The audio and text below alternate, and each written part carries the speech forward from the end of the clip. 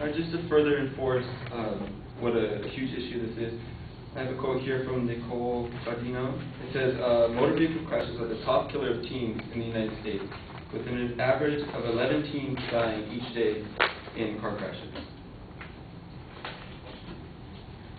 So now I actually have the same source that my opponent just used, but I have a different interpretation of it, and actually I think is more accurate. And it says that 16-year-olds have higher crash rates than drivers of any other age.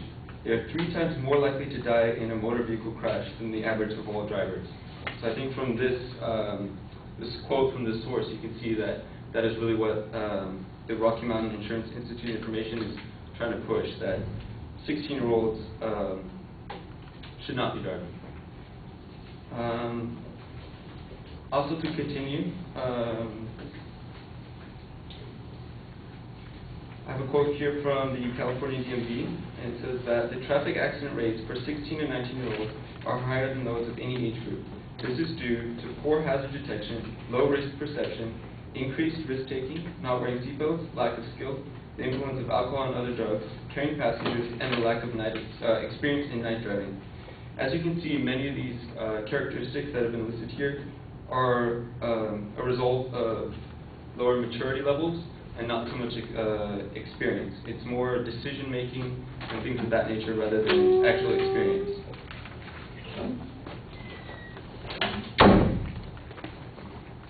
So my opponent was saying that it's an issue of experience and not of maturity.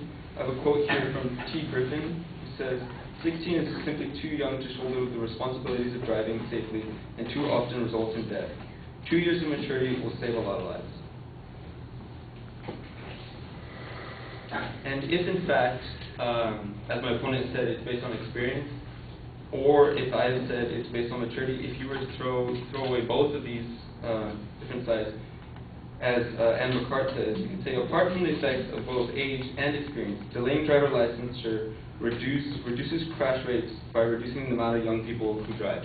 So as you can see, regardless of both sides, raising the driving age to 18 would still have a positive impact. So it brings me to my next point, that has to do with curfews and how not having 16-year-olds on the road would reduce crime rate and curfew law.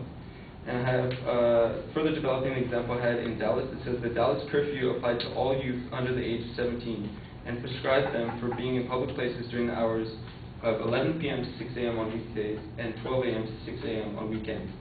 The Dallas Police Department found that juvenile victimization during curfew hours dropped 17.7% from 1950 during the period from May to July in 1993 to 1604 during the same period in 1994. So as you can see, if these curfew laws have reduced violence and victimization of youth, not having them on the road and out there driving would do the same.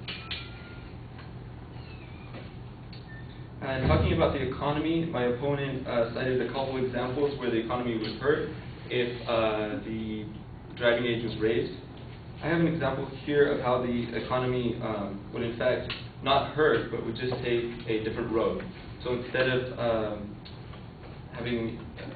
you might have less money spent on gas, but money will be spent on other things. Because auto insurance companies would gain revenues by not having to pay out insurance claims due to car accidents created by 15 to 18-year-old teens. The National Highway Traffic Safety Administration indicates approximately 300,000 motor vehicle crashes resulting in injuries in this age group per year, which is above the figures for the fatalities mentioned earlier in this article. Therefore, auto insurance industry would have a gain from raising the age limit and not having to pay out approximately 900,000 claims from car accidents over a 3-year period from 15 to 18.